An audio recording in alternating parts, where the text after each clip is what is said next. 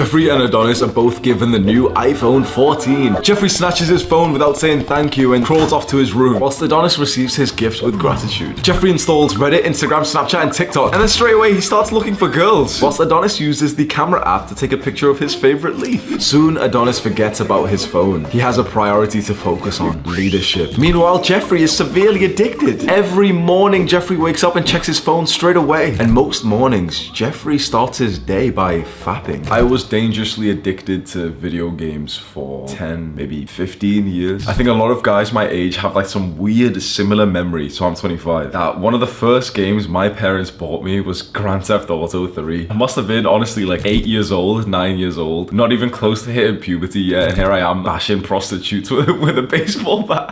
The simple games I used to play, like, what was that first console called? Sega. We used to have that, and that was the one which you had like the actual like cassettes for, and you had to like if it wasn't working, like you'd have to put it in, and if it wasn't working, Danny, you try. We had one of those big computers. Obviously these days you just have like MacBooks, like slim looking like laptops, or like gaming computers. We had one which like the monitor was like this thick with like the pull-out keyboard and the little speakers by the side. The computer mouse, that wasn't like a laser one, and it had like a white ball inside of it, and I used to like open them up in school and take the balls.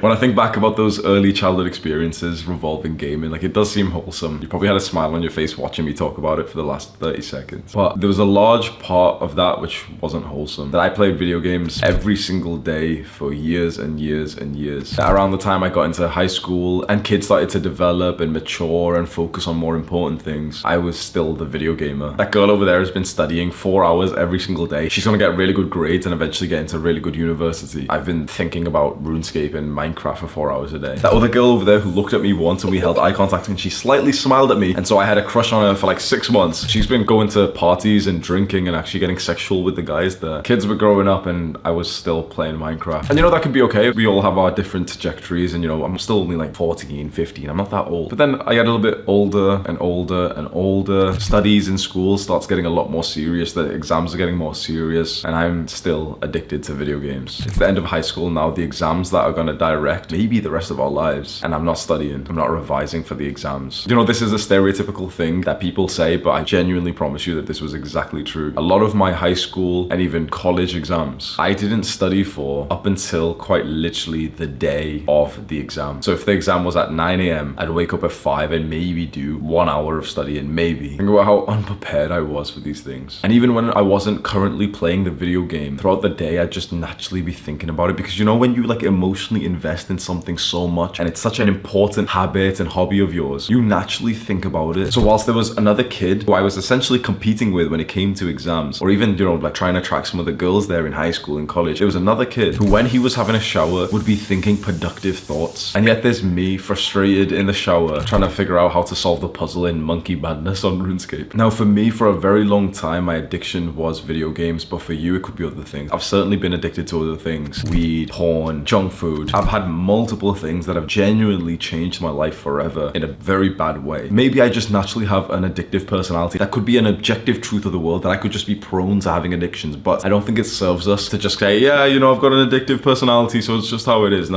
Because I think there's still progress that we can make. At age 17, I stopped playing video games as much, and you know, I started going into the gym, and that was really good. But things got a lot worse, because the addictions that you have as a child, they're like, oh yeah, go on, whatever. Like, yeah, he's not studying, it's, yeah, whatever. The addictions that I had as a young adult weren't just distracting, they were dangerous. If we fast forward a couple of years, I'm in university and I'm partying, like I'm one of those guys who just constantly partying and drinking. It's not an exaggeration when I tell you that I would have at least half a liter of vodka in the night. So anyone who's quite modest in their drinking, who does drink, they might have a couple of shots of vodka and like that's them. Like, oh yo, I want you to imagine the entire bottle, like a 1 liter bottle of vodka between me and my friend. And a lot of people know this, but just in case you didn't know what British drinking culture is like, that 1 liter bottle of vodka that we drank it before we went out to drink. British drinking culture is disgusting, and it's this concept of pre-drinking where you drink before you go out to drink. So you and your friends sit inside and you drink, and then you go out later to drink. So before we went out to drink, we had drunk a liter of vodka between us, and I promise you that's not an exaggeration. And I also promise you that was healthy compared to the other things we did. Now it's gonna get dark. There was another all-time favorite substance that we'd be taking at the time, which was NOS in gas form, where you put it into a balloon, you know, like a normal balloon, like a party balloon. You fill the balloon with this kind of gas that you inhale and it like messes up your brain. Honestly, it feels like you just die. Like it feels like you kind of die for a few seconds. Like that's what happened to me because it used to be quite like strong for me. You just kind of like pass out for a few seconds and then come back and you're like, oh yeah, really happy. Oh yeah, sweet guys. Like I felt something this time. Oh, a myriad of multiple other drugs we were taking. And of course, around this time of, partying and taking drugs, what do you think that's linked to? This is why I will never ever date a girl who's in the party scene, because the party scene is entirely linked to hookup culture, casual sex. And whilst I was doing all the drugs and drinking and we'd go out to parties, the main thing in my mind was which girl I was going to hook up with that day, which doesn't seem that bad,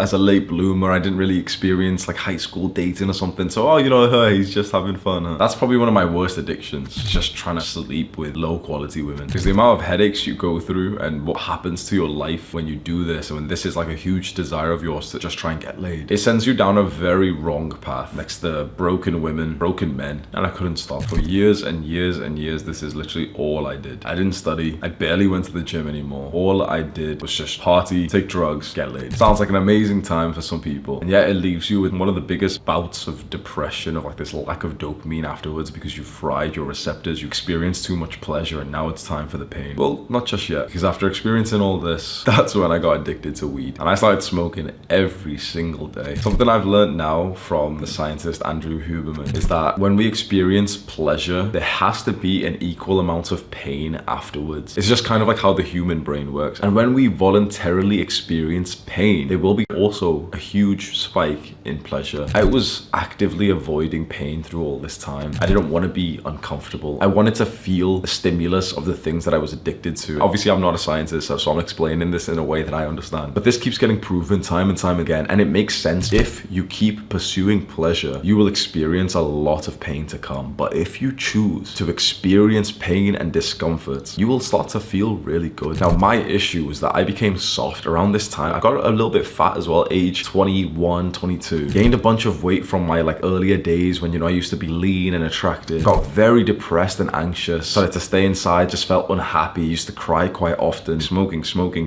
every single day. Junk food every single day. Just more and more and more and more and more pleasure to put onto that roller coaster, which is eventually going to go down, just delaying when it goes down and then crash. That's when the pain hits. And I'm crying every single day and I hate my life. Addictions almost killed me. And there's a lot of men out there who will say the exact same thing. And this is why I will never ever downplay how serious it is when a young man simply just plays video games. People have always said, by the way that I preach to you and I tell you how evil these things are, some people have always said that I'm being far too dramatic, that you can play 1 hour of video games a day. It's just a drink, lad. Just come and have a drink. And I was gonna say no offense, but honestly, I do mean to be offensive here. People who have said that are losers. They are grade A losers. The kind of guys who have disagreed with the message of Adonis are always losers. They're always Jeffries. And then the same story that I've told so many times starts, where suddenly something happens. If you were observing my life, something happens in May 2020 that changes it all. What was it? Just before that, I'm eating a bunch of junk food. I'm smoking weed every day. I'm watching porn. I'm living like a degenerate. Usually smart people will tell you, yeah, there's no shortcut or anything. And I usually agree with that. But there was a shortcut for me. I found $1 million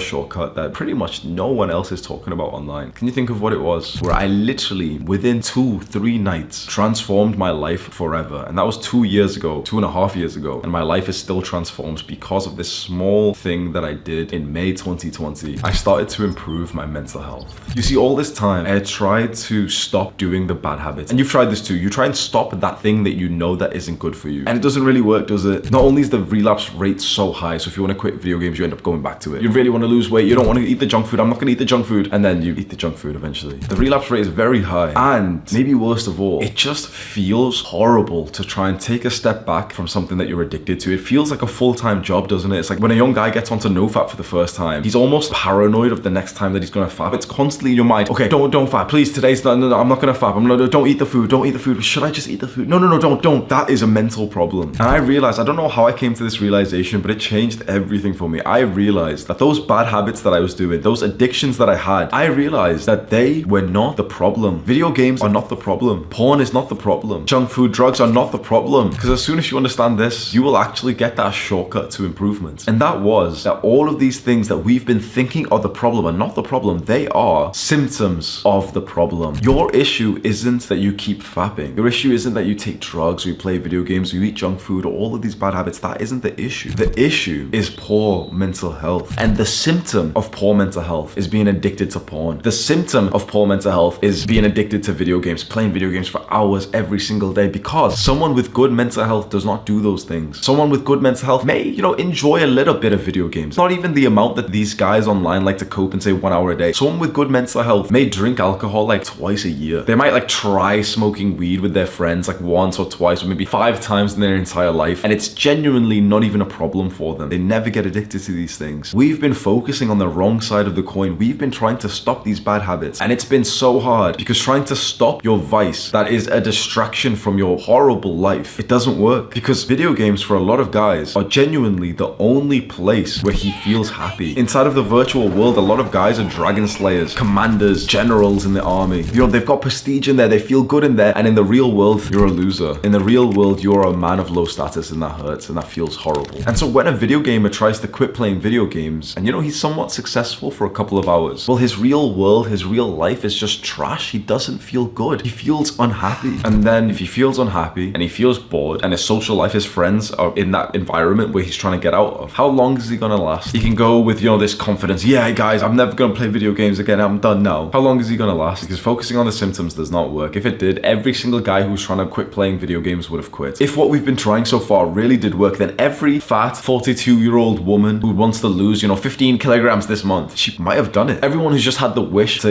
lose some weight or do something good, they would have done it. But what I realized in May 2020 that changed it all for me was that trying to change in this real world is not that effective. What we must do is change in our minds first. And that's what changed it all for me. The route to cure an addiction is to improve your mental health so much so that you feel so mentally happy, grateful, present, so that then your normal baseline life, like your baseline happiness, is actually above when you distract yourself with video games. You want to know why happy people never get addicted to weed? Because the high that they get from weed is actually a low compared to their baseline. And the same with video games. A mentally healthy person might find some enjoyment in playing games, and usually that's just because this, his friends are there, and it's literally just the social connection that makes it fun. But even then, if you're just happy around the clock, would you sink as deep into video games as you have? If you were genuinely happy, if you were the kind of guy who seems like he's having fun no matter what he does, would you be addicted to bad habits? Of course not, because the ROI would just not be there. This is the side of the coin, the route to curing addictions that we've never discussed and we've never been told of. We've heard of all these strategies of how to quit video games, how to quit porn. Yeah, download this blocker. If you download this blocker and then you go onto the porn website, it won't show you anything. Yay. People have told you about junk food. Just don't buy the junk food, and then if you've got junk food, just throw it away, and then if it's not in your house, you use less willpower. Yeah, and how are those working out for the entire world? There's millions of guys who've got porn blockers, YouTube blockers. Millions. And you want to know how many times I've seen comments where people say, yeah, I downloaded this blocker and this one, but it doesn't work because I just turned them off. And the ones that are really strict and don't allow you to turn them off, I just wait and then I don't put it back on and I just keep watching porn. Well, yeah, because using this kind of modern technology, it's like this childish route of just covering up your eyes and saying, ha, I can't see you. Eventually the veil gets pulled away. You need to be so mentally healthy and happy that you would know that if you indulged in this thing again, you would actually feel less happy, less stimulated, less pleasurable because of the mind that you have built. There is a way to improve your mental health and cure your addictions faster than any researcher seems to talk about, any doctor will tell you before he prescribes you medication. So maybe just try this first, because it's completely free, harmless, and you can take it one step at a time. And that's to simply improve your mental health through self-improvement. I made a 2-hour-long guide on how to do this. It's on YouTube. It's completely for free. Click and watch that video right now. Do the hard work, especially when you don't feel like it. Mwah.